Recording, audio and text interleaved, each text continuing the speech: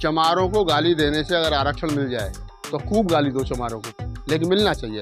एक अगस्त से, अगस्त गया, सितंबर गया, अक्टूबर लगने वाला, 2 महीने में कितनी नौकरी मिल गई? 2 साल बाद ही खड़े होकर के बात करेंगे। मुझे बताना वर्गीकरण से कितना फायदा और कितना नुकसान। अच्छा, बार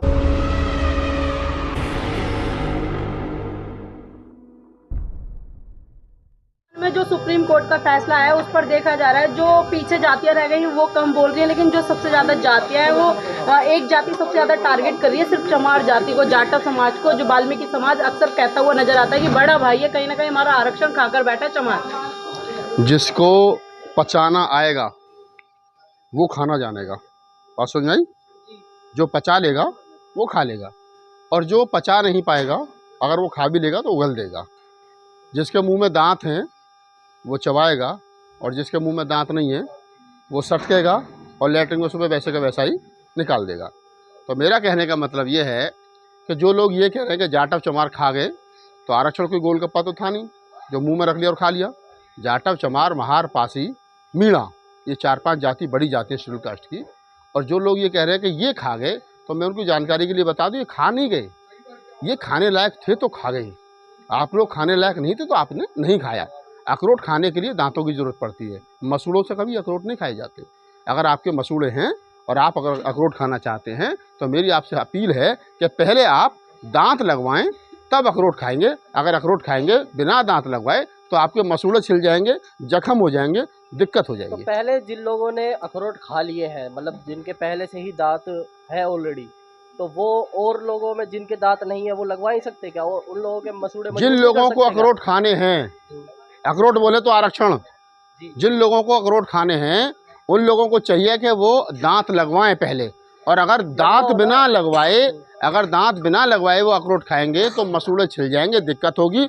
और जो सरकार कह रही है कि नहीं ये दांत वाले ज़्यादा खा गए हैं, इनको मत दो, जिनके दांत नहीं है इन्हें दो, तो मेरी सरकार से भी अपील है कि वो पहले कम से कम उनके दांत लगवाए जिनको वो खिलाना चाहती है। नहीं तो मुझे लग रहा है कि सरकार गुमराह कर रही है। जिन लोगों को वो अखरोट खिलाना चाह रही है उनके दांत नहीं हैं, लिहाजा दिक्कत हो जाएगी। वो हमारे जो छोटे भाई हैं उनके मसूड़े छिल जाएंगे। तो सरकार से मेरी अपील है कि पहले उन लोगों के दांत लगवा जाएँ जो लोग ये कह रहे हैं कि ये बड़े वाले ज़्यादा खा गए अखरोट, हमें कम मिले। अगर उनको भी अखरोट खाने हैं तो वो पहले दांत लगवाएं। सरकार को चाहिए कि वो दांत लगवाए उनके, तब अखरोट खाएं। वाल्मीकि समाज कह रहा है कि निरंतर हमारे को हरियाणा में आरक्षण मिला, उसका लाभ हुआ, चमार जब वर्गीकरण हुआ तो अब यहाँ पर वर्गीकरण हो रहा तो बड़े भाई को दिक्कत क्या है?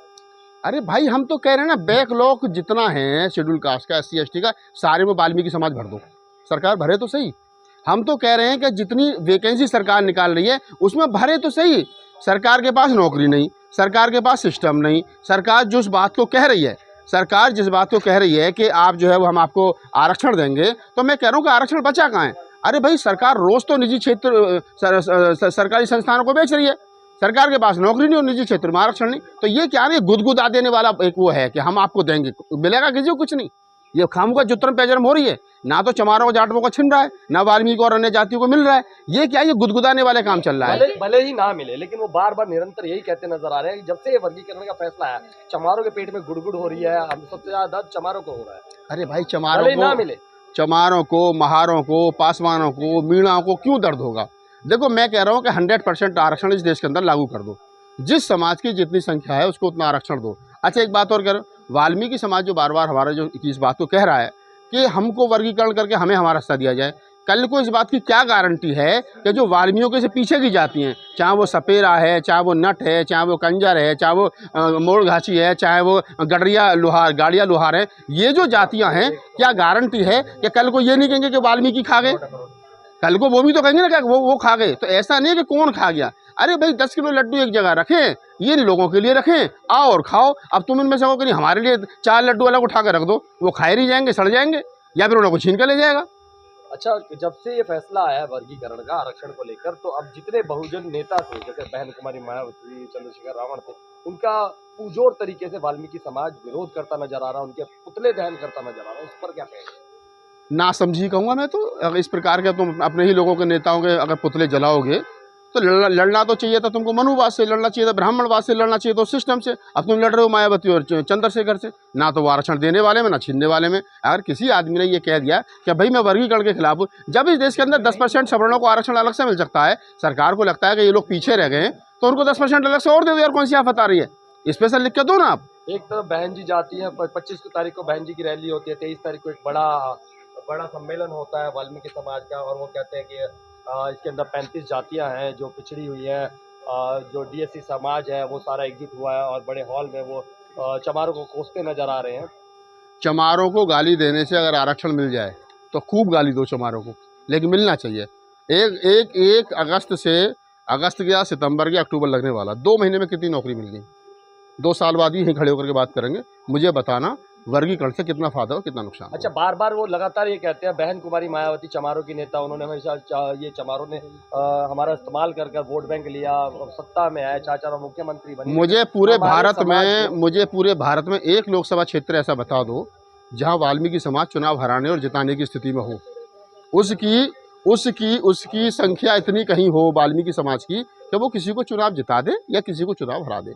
वाल्मीकि समाज ज़्यादातर महानगरों में है, गांव देहात में उनके घर कहीं 2, कहीं 4, कहीं 6 हैं, किसी लोकसभा में 4000, किसी में 10,000, ऐसे इनकी संख्या है। तो ये कहना अरे तुम हमारे भाइयों दलित समाज हरा जिता सकता, लेकिन वाल्मीकि समाज किसी को जिता दे हरा दे, ये संभव नहीं है। जब से सुप्रीम कोर्ट का फैसला आया है, कहीं ना कहीं देखा जाए जो वाल्मीकि समाज अक्सर बड़ा भाई बोलता हुआ नजर आता था जाटव समाज को, चमार समाज को, वही नफरत करता हुआ नजर आ रहा है, और अब तो जूतों और चप्पलों की बात शुरू हो गई है।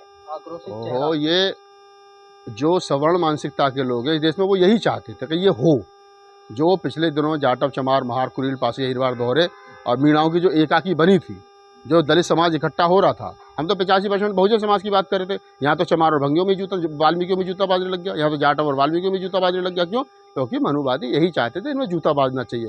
कभी तुमने देखा है कि ये कहा हो सवर्णों ने कि ब्राह्मण ज़्यादा आरक्षण खा के ठाकुरों को कम मिला है या बनियों को कम मिला है? देखा है कभी? नहीं ना। सारा वही खा रहे हैं, उनको पता है कि सब जो सुप्रीम कोर्ट में है, इसमें 31 जज हैं, 31 में से 28 ब्राह्मण, कभी ठाकुर नहीं कहता।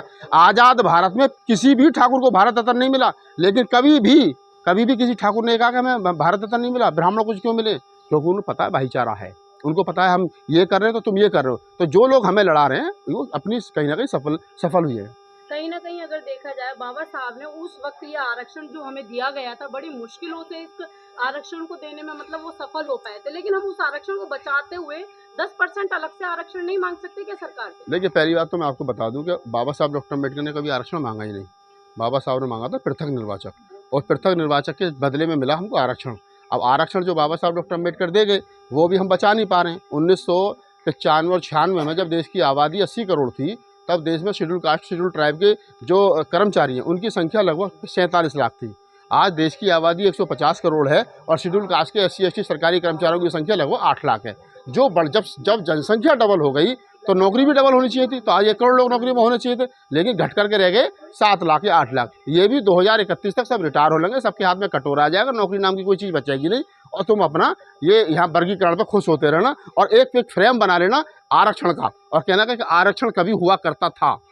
अगर देखा जाए वर्तमान स्थिति में, क्योंकि जो बार बार कहते हैं जाटव, चमार, इस तरीके से जो नाम लिया जाता है, लेकिन जो समाज को एक तरफ की बात कर रहे हैं, और बोलिए तो जल्दी पूछ, 8 मिनट का हो गया? नहीं हुआ ना, रुको।